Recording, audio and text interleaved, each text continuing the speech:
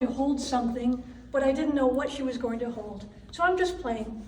And as I said, I'm listening to the podcast, and I'm getting further and further sucked into this podcast, right? And the podcast is on childhood trauma, right? And how to deal with it. And so basically it's about all those thoughtless, mean things that adults would say to us as kids. And then you grow up to be an adult and they still stick in your mind, and how to deal with it. I heard that podcast.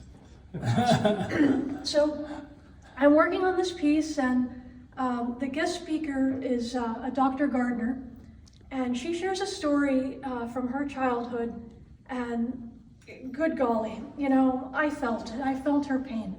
It wasn't right.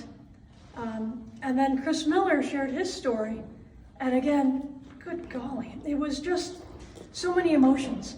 And before you know it, I'm salting my art piece with my tears. And just the tears are coming, in part for the two of them, but also for me. Because I'm remembering moments from my childhood. And the tears are just coming,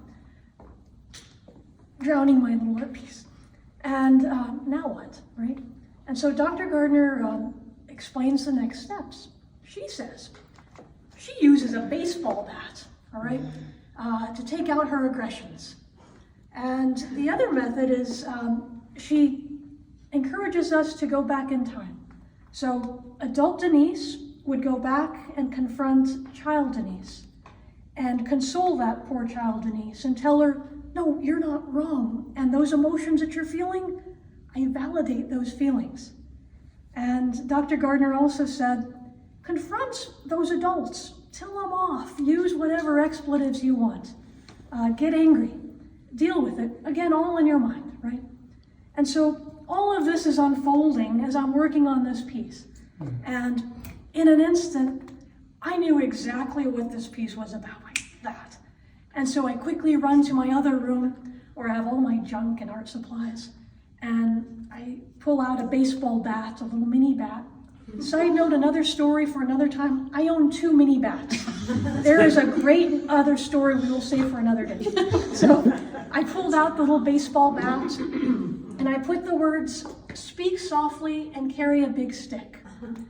And then I put a printout of a chocolate chip cookie, just like this, underneath this glass headlight. This was a found object we found on the side of the road. And so I glued it underneath. What I liked about it was that the chocolate chips look like, it's a blade. It's sharp, right? And I love that juxtaposition. So the big day came for me to drop off this art piece for this exhibit. Oh my gosh, I have been waiting for this theme all year long. You have no idea. And it's just the greatest persuasion. She has a perspective. She has ideas. She is not invisible. She is not always wrong. She doesn't have to be apologetic, accommodating to satisfy everybody's needs. No, she is talented. She has value. She has worth. If she were to fall off the planet, more than one person would actually notice, and it wouldn't take them that long. She is all these things and more. Probably.